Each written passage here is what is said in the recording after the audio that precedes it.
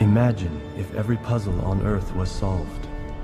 Every why that we have pondered, but could not answer for all our trying, be mastered. Imagine if we all, God's ways, could clearly understand. Will this be reality, or is it just myth?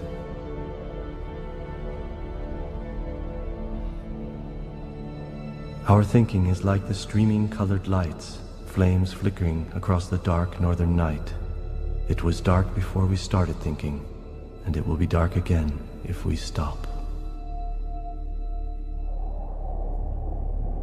Some claim that most questions in nature have been answered. Others think that we have only just begun asking. This is their story, the story of the universe.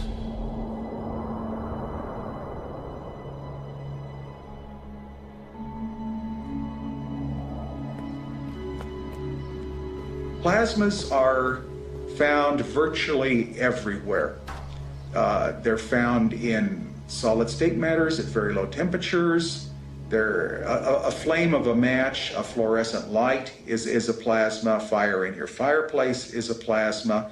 The aurora obviously is a plasma. The sun and all of the stars are a plasma. Lightning is a plasma.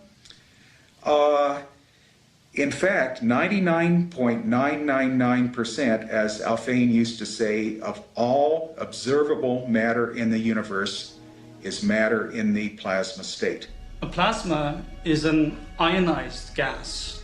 It means a gas consisting of charged particles rather than neutral particles, which is the constituents of a normal gas. The charged particles are electrons and atoms that lack electrons. So it consists of negative and positive particles that interact with each other by means of electric and magnetic fields. The term plasma, as applied to electromagnetics, was first coined in 1923 by the Nobel laureate Irving Langmuir to describe the experiments that he was doing at the time. Basically, plasma consists of charged particles, the electrons and the ions or protons that we know in nature.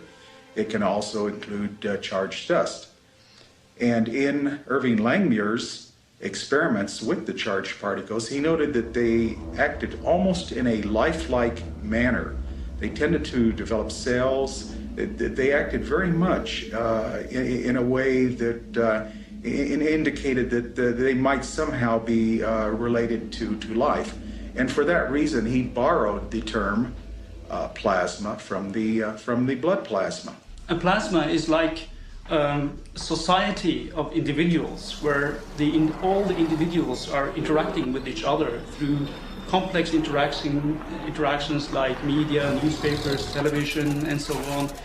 And the normal gas is like a society where the individuals simply basically don't interact or interact at very short distances, very local communities. The first effort to understand how plasma functions in the universe, to understand the plasma universe, was Christian Birkeland, who at the end of the 19th century wanted to understand what is the nature of the aurora. At this time, people were studying for the first time the nature of electrons. And you had, for example, the development of the cathode ray tube. The cathode ray tube we're familiar with. This is what powers our computers and our television screens. You have electrons accelerated, smashing into phosphorescent atoms in the screen and producing light. Birkeland reasoned that this might be exactly what's happening with the aurora. He basically felt that electrons coming from the sun would be channeled by the Earth's magnetic field into the atmosphere, where they would hit the atoms in the atmosphere, creating the fluorescent glow of the aurora. He wasn't content with just looking at this theoretically. He wanted to look at it experimentally as well. So he built a scale model of the Earth as a magnet, which he called a Torello, which was a metal sphere with a magnet inside. And he put it in a vacuum chamber, and he basically modeled the system of the aurora in the Earth's magnetic field.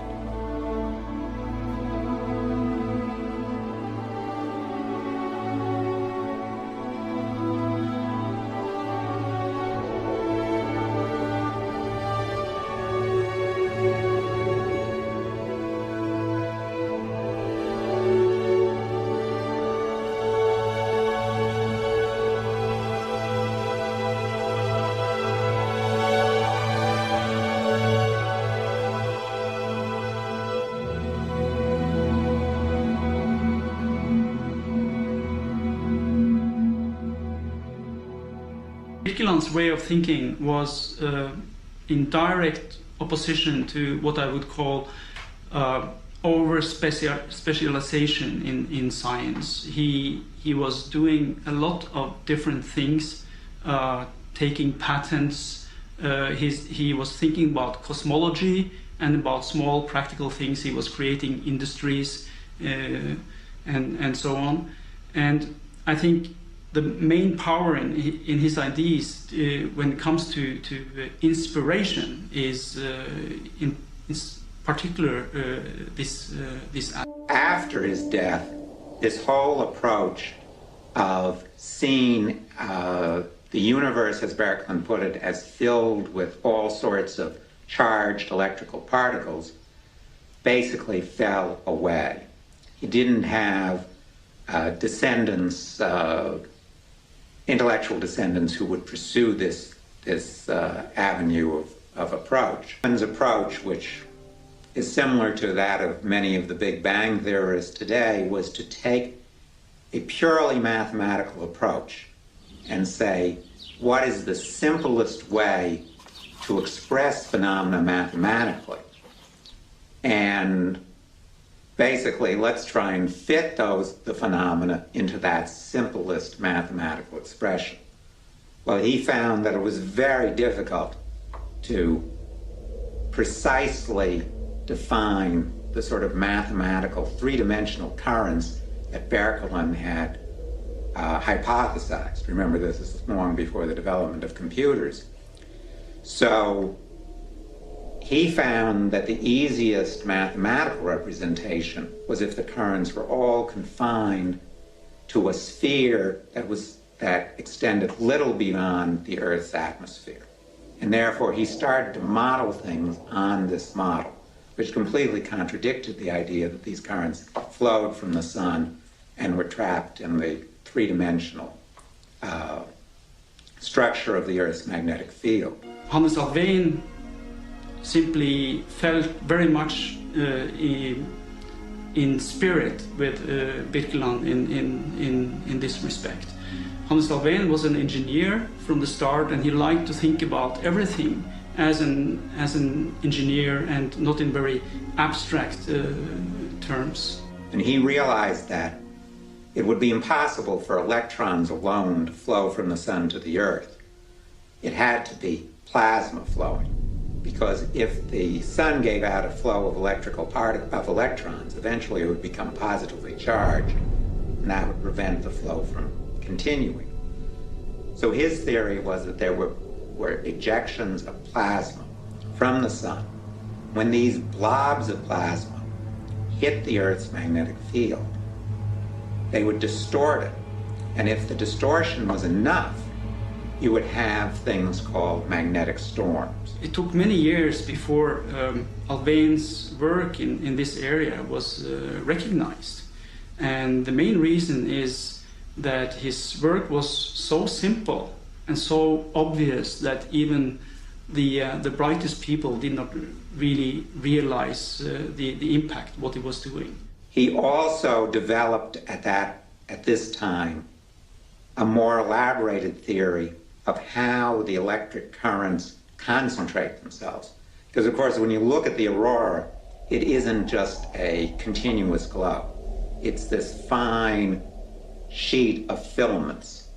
And these filaments, Alfvén knew, occurred because of what's called the pinch effect, which is if you have currents flowing through a plasma, any plasma, the currents produce magnetic fields.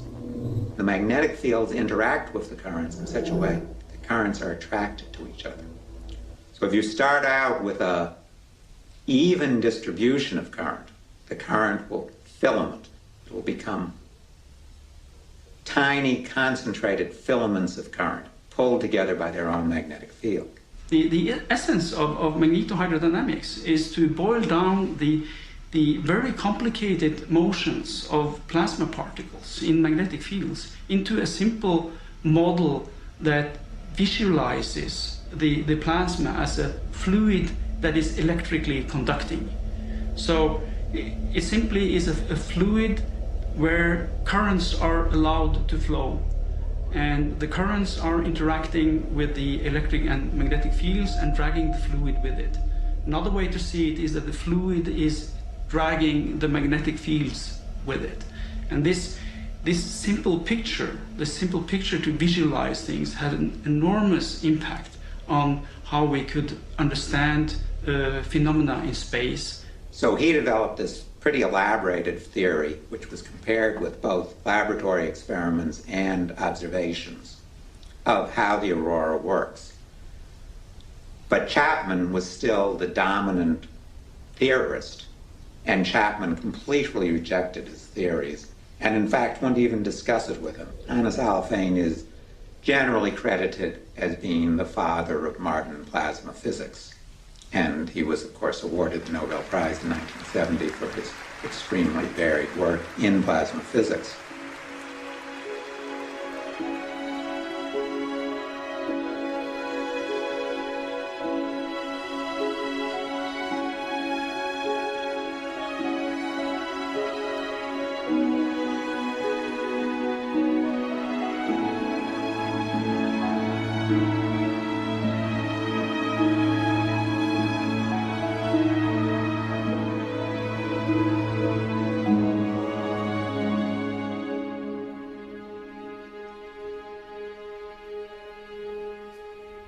Now, by the time that satellites and space probes had begun to demonstrate that Alfvén and Feldhammer's and his colleagues' ideas about currents flowing through the solar system were correct, that such currents really did exist, and people began to accept that these currents, much stronger currents during the early days of the solar system, actually had a role in the formation of the solar system, in compressing gas and dust down to form both the sun and the planets.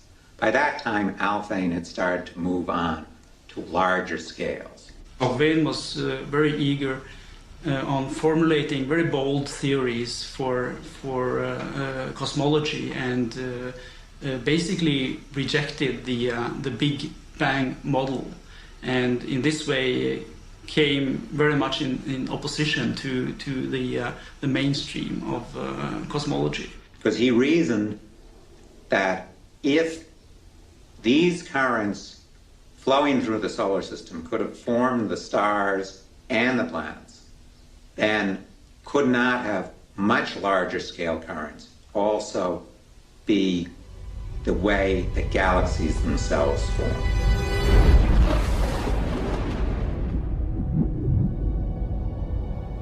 Some people have said that science is a method for asking questions of nature. And if that's true, then we can say the Big Bang supporters are people who won't take no for an answer. Over the last 2 or 3 decades, the Big Bang theory has become increasingly more and more speculative. One expects from a scientific theory definite predictions which can be tested by observations. If the observations disprove the predictions, that theory is supposed to be disproved, and it should be modified or abandoned. In science, we work from observation, from empirical observation that starts in the here and now and works outwards and backwards. The Big Bang starts from mathematical formulas, deductions, that start from the beginning of the universe and to try and predict it forward. This is the same mathematical approach, mathematical deductive approach, that led 2,000 years ago to the development of the Ptolemaic universe. The universe, of course, which was Earth-centered, with the planets going around the Earth, with the stars in a crystalline sphere. What these theories have in common is that they try and derive what should be the universe based on what perfect principles we can develop, what God should have made the universe to look like. And then they try to fit the universe into that perfect framework. However, what has happened over the years is that whenever observations have come up which don't agree with the predictions of the Big Bang theory, the theory adds an extra assumption which is not at all tested, which is not at all resting on conventional physics, and simply assumes that that must be true. The problem with that is that develops myth, not science. It develops a religious faith in which nothing in the real world, in the observable world, can contradict the faith in this structure, in the Big Bang. This undermines the entire scientific enterprise. The reason science has been valuable to human beings is because it allows us to predict nature in such a way as we can use nature in a predictable fashion in technology. To abandon this approach, which has served us so well, and to go to the idea that we can deduce, we can read the mind of God, as Stephen Hawking says, and deduce from perfect mathematical principles what the universe must be, is to abandon the scientific method.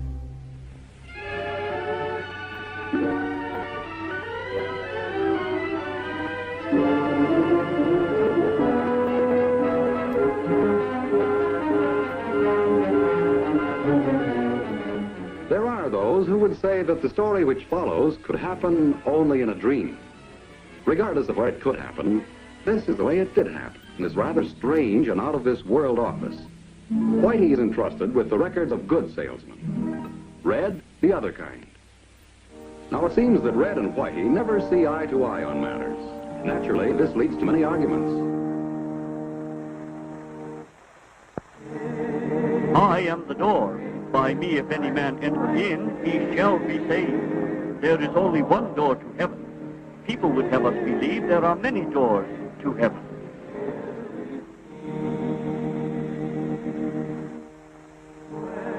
No one can enter with a heart of unbelief.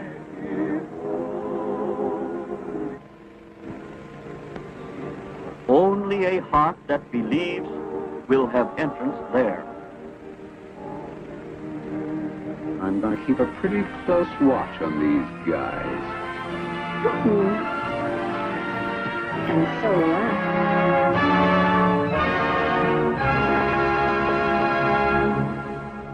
This idea of the Big Bang, which did originate at the beginning of the 20th century, the reason why it is so widespread nowadays is that it has a deep connection with the biblical creation. Instead of saying that the universe was created by God like 4,000 or 6,000 years ago, they now say it was created 10 billion years or 20 billion years. So for most people, and also for many scientists, they see a connection between this creation which comes from the Bible and this scientific point of view. In 1952, in August 1952, we had a meeting of the International Astronomical Union in Rome. And we were received by the Pope. The Pope was then Pius XII. And Pius XII made an address to the astronomers. And this address was very clear. He said, oh, the Big Bang is the Fiat Lux, and how beautiful is the astronomy, how it proves that the greatness of etc., etc., etc. And I've been always sort of an heretic in all that sort of things. I don't believe in any God. And having the Fiat Lux and the Big Bang associated each with the other made me suspicious from the very beginning.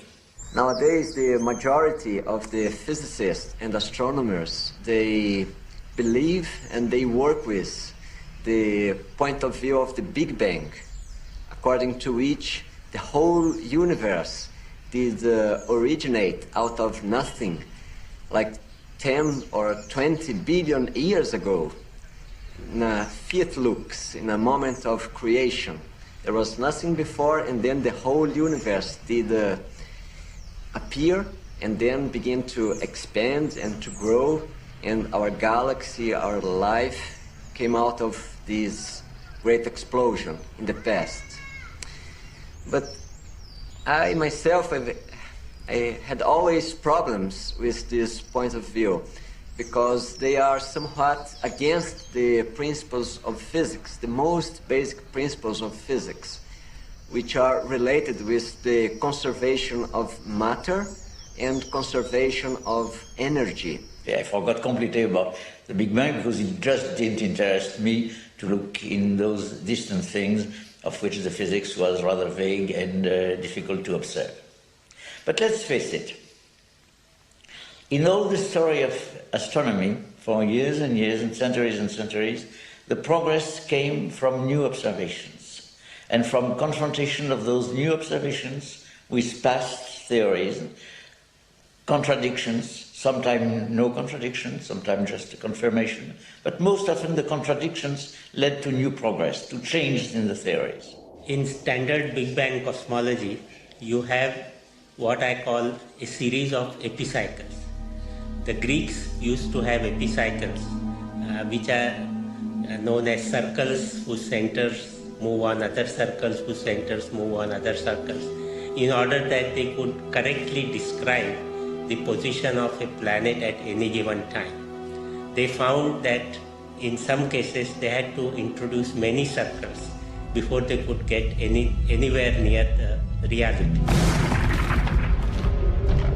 These epicycles are the assumptions that have been put in ad hoc into the theory from time to time.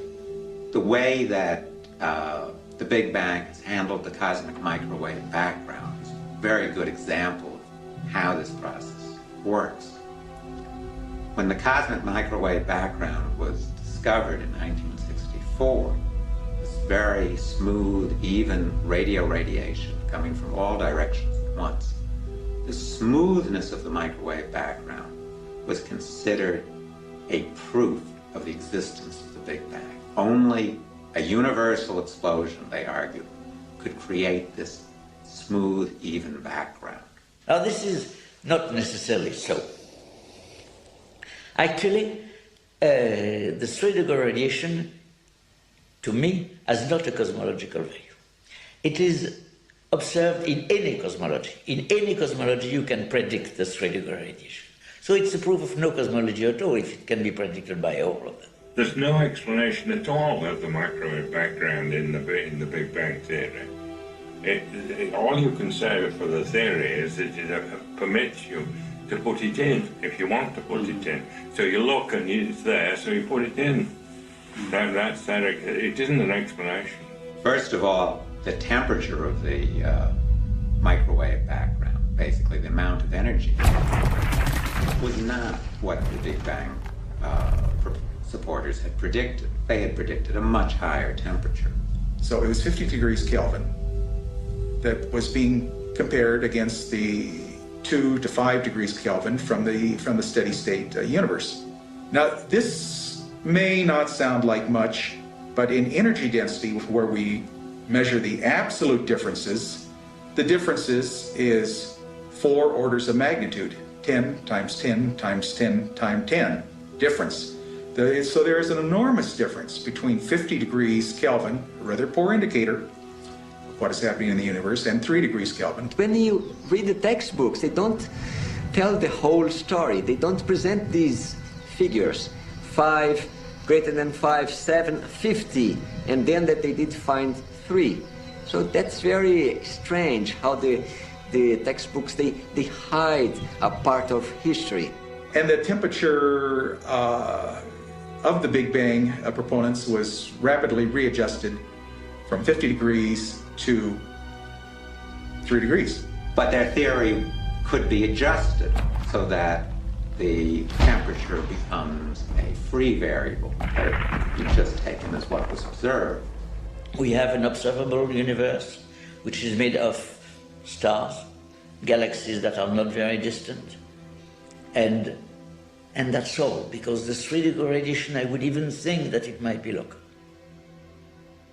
Still not. And going beyond that is, I think, a wild extrapolation, whatever it is. And the physics that we could imagine to be existing there is based on nothing, because we have no test for it.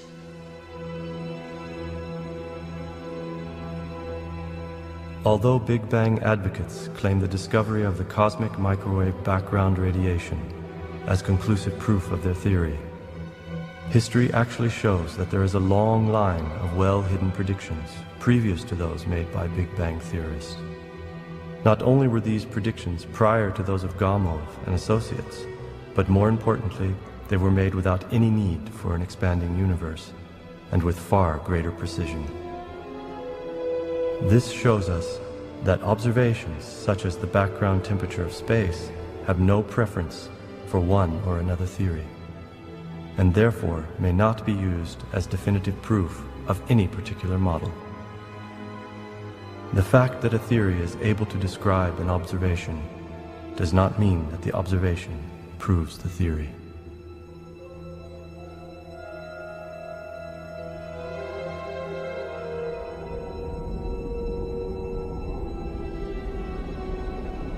This is Bob Wilson at Bell Laboratories.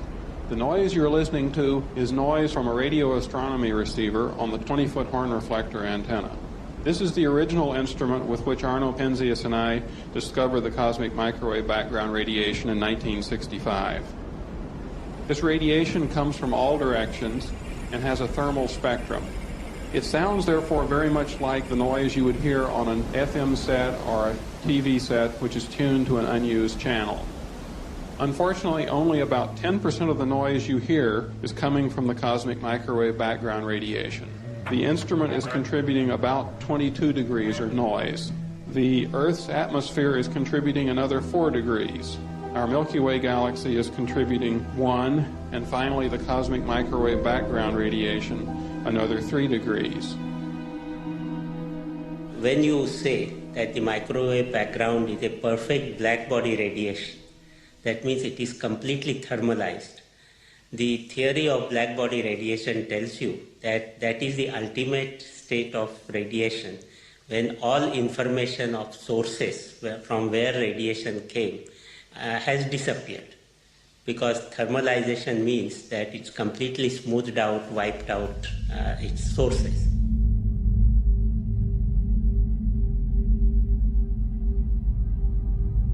One of the main things that people point to as confirmation that the Big Bang is a valid theory is its predictions of abundance of the light elements. This confirms that the theory is a good theory. But in fact, it doesn't.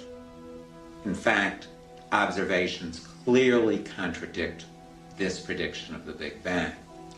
Big Bang predicts the abundance of 3 elements: helium, lithium, and the isotope deuterium, which is the heavy isotope of ordinary hydrogen. Now, one of the conclusions from this particular hypothesis that you can make deuterium in the Big Bang was that the density of matter in the universe should not exceed a certain value. Now, over the years, in the 1960s, this seemed to be holding out. 1970s, it seemed to be holding out. But by 1980s, it had become clear that the universe has considerable amount of dark matter, which is not included in these calculations. Now, if you include all this dark matter, you exceed the limit that deuterium abundance has put. That means if you assume that all the dark matter is present, then you could not have made deuterium in the amount that is observed in the universe. So this was a way of saying that the Big Bang prediction was wrong. To determine the density of the universe and see whether this is consistent. If the theory is right, the density of the universe determined from deuterium abundance, the one determined from lithium abundance, and the one determined from helium should all be the same number. There can only be one density of the universe. While actually that's not true. Again, these are gross contradictions, and yet again, it doesn't cause the abandonment of the theory. Big Bang theorists simply say, well, there must be something that we don't understand about the evolution of lithium, about the evolution of deuterium, and even though these predictions have steadily diverged over the course of time. But what did the Big Bang proponents do? They wanted a way out, so they said that this extra matter, which is proving to be awkward to fit into the framework, has to be a strange kind of matter, which is often called non-baryonic matter. Non-baryonic matter is basically matter which is not made of protons, neutrons, and the kind of elements that we are made of here on the Earth, or which we see in the stars or in the interstellar medium. Dark matter. What was dark matter? Dark matter was some matter that we don't understand. We don't know what it's about. We haven't observed it. But it isn't ordinary matter, so it doesn't enter into our equations about the light elements, and we can't see it as stars. But dark matter is 90 or 99% of the mass of the universe. This is what we call in science a fudge factor. When your equations don't work out, you just write in this little plus something. Well, in this case, this was a humongous fudge factor because it was 90 or 99% of the universe. And you have to not only postulate that this matter has to exist, but it has to exist in quantities much greater than the amount you see of ordinary matter. And I should emphasize that people have looked for dark matter. People have looked for dark matter since it was proposed 20 years ago. Axions, WIMPs, little particles that are supposed to be floating around in space that we should, in theory, be able to observe as they pass through the Earth. Dozens of experiments have looked for these particles. Not one has been found. Again, this should be a contradiction. The way science works, you make a prediction, observation contradicts it, the theory should be rejected. But that hasn't happened. And the epicycles don't end. There's a problem with dark matter, even theoretically. Even though we can't observe it, there's still a problem with it, which is dark matter slows down the expansion of the universe. So the length of time that the universe has existed, the length of time since the Big Bang, should be shorter than what's indicated just by linear expansion. The problem is it's too short. The prediction of the cold dark matter theory is that the universe should be about 8 billion years old. Well, that's a big problem. We can determine the age of stars in our own galaxy, in the oldest globular clusters, both based on very well confirmed theories of the nuclear evolution of stars and spectroscopic observation. And the stars in our galaxy are 13 or 14 billion years old. So it's very embarrassing to have 14 billion year old stars in an 8 billion year old universe.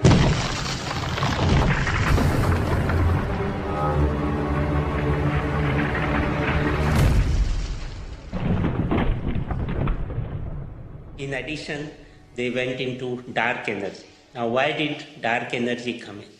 Because if you take the present value of the cosmological constant and the cosmological constant which came out of inflation, you find that they are not the same. Not only they are the same, but you have to find that the difference lies in something like 108 orders of magnitude.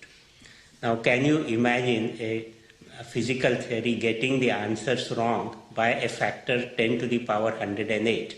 Yet, the Big Bang cosmologists very coolly accept this and simply put in another epicycle by saying that there is a dark energy which has changed over the time by this factor. So we have to accept that. Dark energy is some force, again, unknown on Earth, unpredicted by any theory that we have validation of here on Earth, that causes an acceleration of the expansion of the universe. So as the universe is accelerating, and it's older than appears on the basis of the dark matter theory, and it's 15 billion years old. So we solve the problem of the age of the universe by hypothesizing yet a third completely ad hoc epicycle dark energy. So now we have a universe which is 70% dark energy, 28% dark matter, and only 2% matter that we can observe through our telescopes and here on Earth. Epicycle is being piled onto epicycle.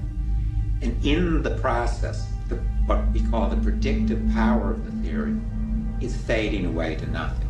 One of the most destructive features of the methodology of the Big Bang is that it conveys the idea that only experts can understand the universe. Only people versed in extremely complicated mathematics can understand the universe. That if dark matter, dark energy appear to be incomprehensible or even nonsensical, it's because you don't understand the mathematics of these complex equations. This is, of course, the argument of the emperor's new clothes. If you can't see the emperor's new clothes, then you must be either stupid or incompetent. So this goes on, and we can find that the old Greek tradition of epicycles, which was even adopted by Copernicus and has been continuing in standard Big Bang cosmology. If we go by the history, the Keplerian orbits, which were elliptical orbits, very cleanly and neatly resolved the problem of planets. And the circles upon circles idea had ultimately to crumble down. Now, in the same way, I suspect that the Big Bang theory will collapse under its own weight of assumptions, and a more neat theory, neat interpretation of the universe will emerge.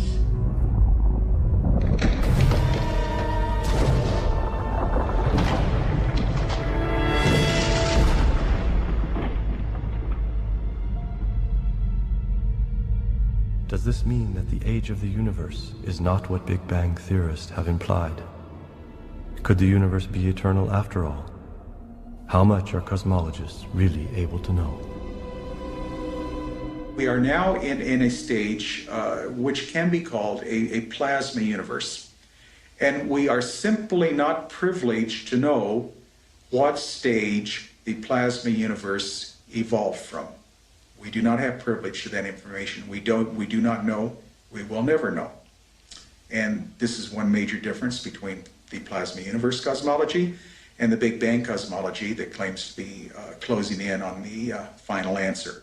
The universe described by plasma cosmology is quite different.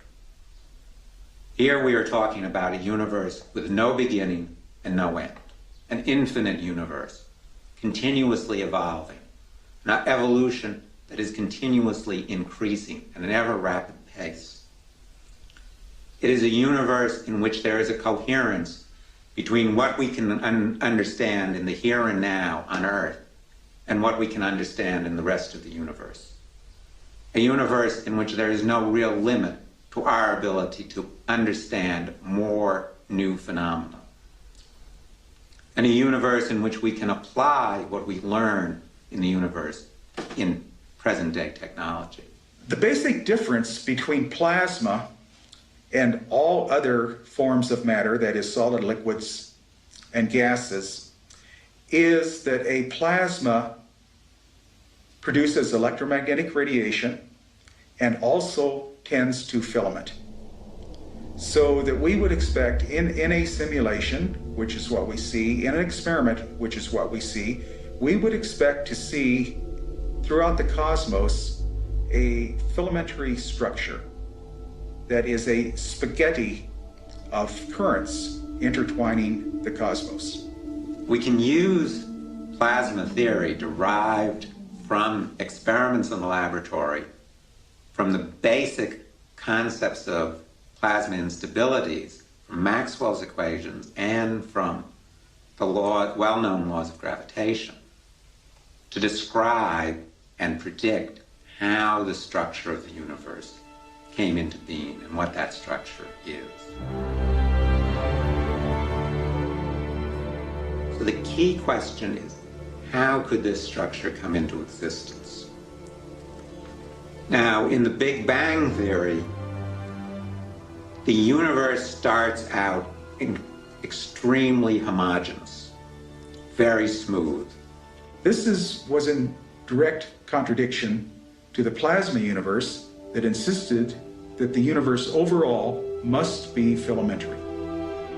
But what we have today is extremely clumpy matter. When I talk about these huge voids, the structure of voids, the matter inside the voids is less than 10%, perhaps less than a few percent as dense as the average.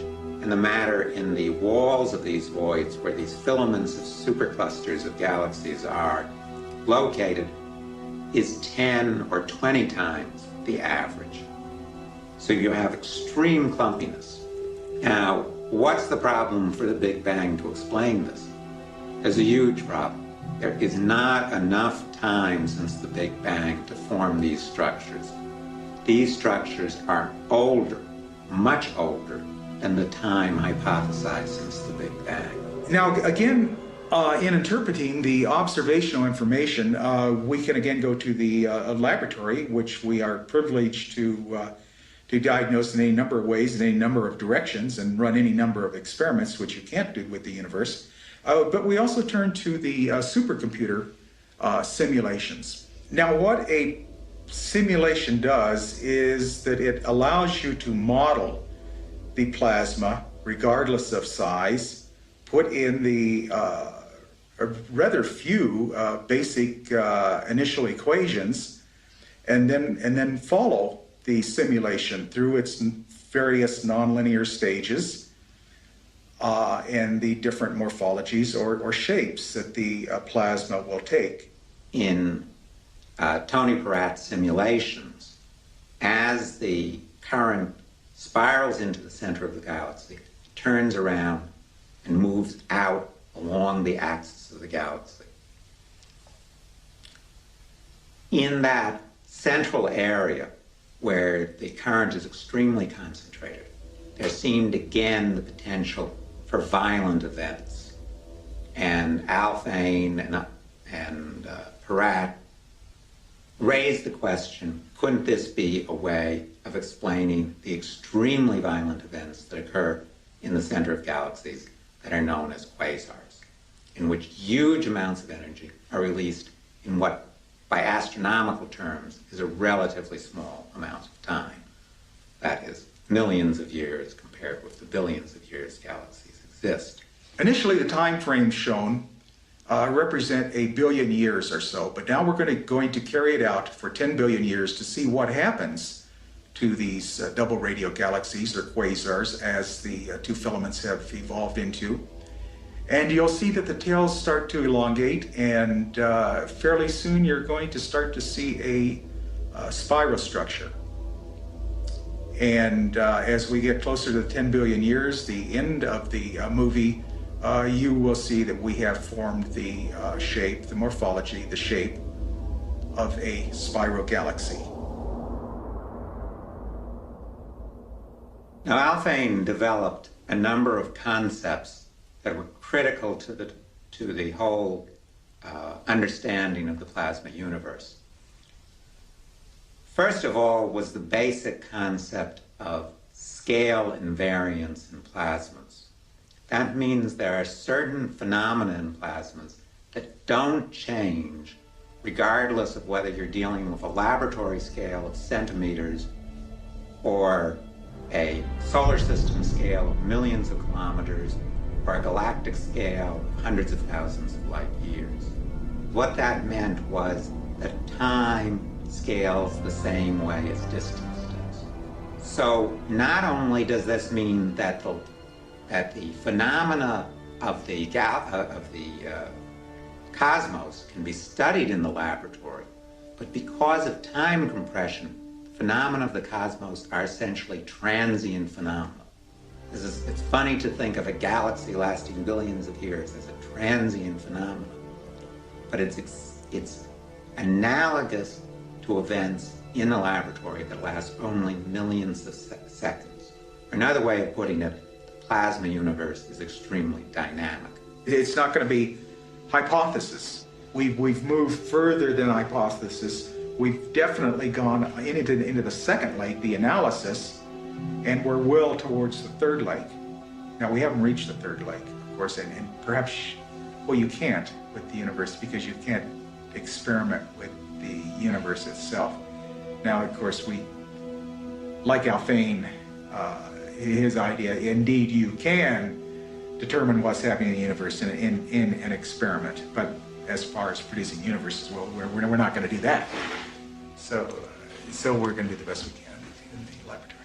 The universe that the Big Bang envisions and the universe of plasma cosmology are very different universes, and they have very different implications, and they cohere with very different ideologies of what is happening here on Earth. The Big Bang theory will collapse under its own weight of assumptions, and a more neat theory, neat interpretation of the universe will emerge.